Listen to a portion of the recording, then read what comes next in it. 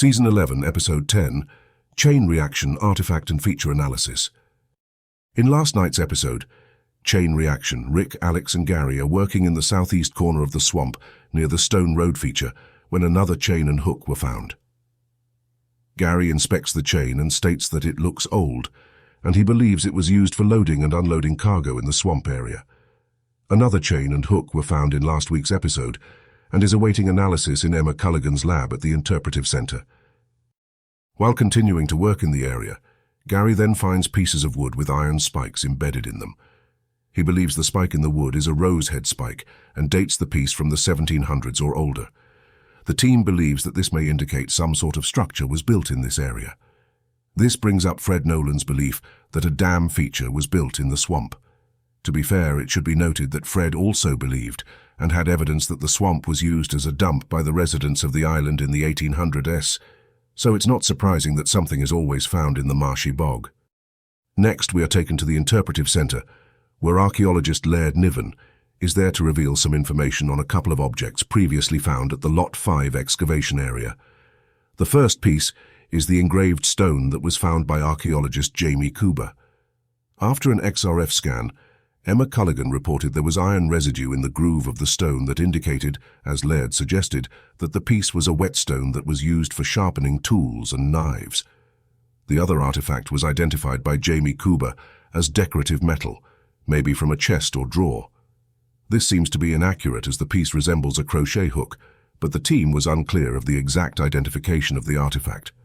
Emma said the iron composition of the piece is English, possibly dating to the late 1600s to 1700s and similar, but not exact, to the William Phipps artifacts from Maine previously mentioned several times in continuous episodes.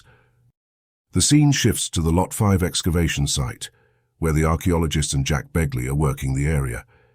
It's mentioned that they believe there was a staircase and cellar in the structure. Archaeologist Helen Sheldon shows Jack a piece of unglazed stoneware that was found at the site that dates from the mid-1600s to mid-1700s. Archaeologist Jamie Kuba then discovers a glass bead that she proposes is perhaps Venetian. This then begins speculation that this site could be much older than they originally thought. It's important to remember that glass beads of this sort were used for trade with the indigenous populations. It's very possible that this piece was used by whoever was on Oak Island to trade for things they needed with the local Micmac in the area, most likely from the 1600s to 1700s, yes. We are then taken back to the Interpretive Center, where Blacksmith Carmen Legger visits to render his opinion on some of the recent finds by the team. Carmen inspects the pieces of wood with spikes embedded in them and suggests that they could be part of an underground structure that was used to illuminate an area by hanging something up like a lantern. He then inspects another artifact that was found that Gary suggested may have been a wrought iron fastener dated from the 1700s or older. Carmen suggests that it was a tool, a set to drive pins into wood. He suggests that it may have been used for planking in shipbuilding. This would reinforce the possibility of shipbuilding going on at Oak Island that the compendium has previously suggested. Carmen then looks at the chain that was discovered last week that had the three other chains connected to the main chain and hook. He suggests it was used as a boon for cargo, such as treasure chests. He says that the main chain and hook are old, and handmade dating to no later than 1650, but adds the three other chains are more modern and machine-made. This suggests to the compendium that the main piece was repurposed for a very long period of time, and not necessarily indicating someone being on the island in 1650. The episode concludes when the team meets in the war room to discuss imaging results from Aladdin's cave.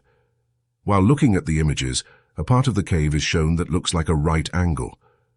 Dr. Ian Spooner remarks, "You would not get that right angle naturally." Dr. Spooner's credentials, according to the Acadia University website, Ian Spooner, PGO, PhD, has been a professor at Acadia in the Department of Earth and Environmental Science for the past 26 years. He has supervised 30 master's and 48 BSc honors theses to date. He has served with a number of professional organizations and was recently awarded the Distinguished Service Award by the Atlantic Geoscience Society and the Acadia Faculty of Pure and Applied Science Teaching Award. What's concerning about Dr. Spooner's statement is that you can get right angles in nature. It's not commonplace, but yes, it's possible. An example would be one that was viewed on Mars by NASA. We anticipate an appearance by Dr. Spooner on. Please visit www.theoakislandcompendium.com to view the entire article and access all of our content on the Oak Island mystery. Be sure to check out the final part of our series, The Bill Jackson Documents Investigation, this Friday, January 19th, 2024. We examine the players involved in the intrigue and provide some startling revelations. You don't want to miss it. Good day from the Compendium. Daniel and Charlotte.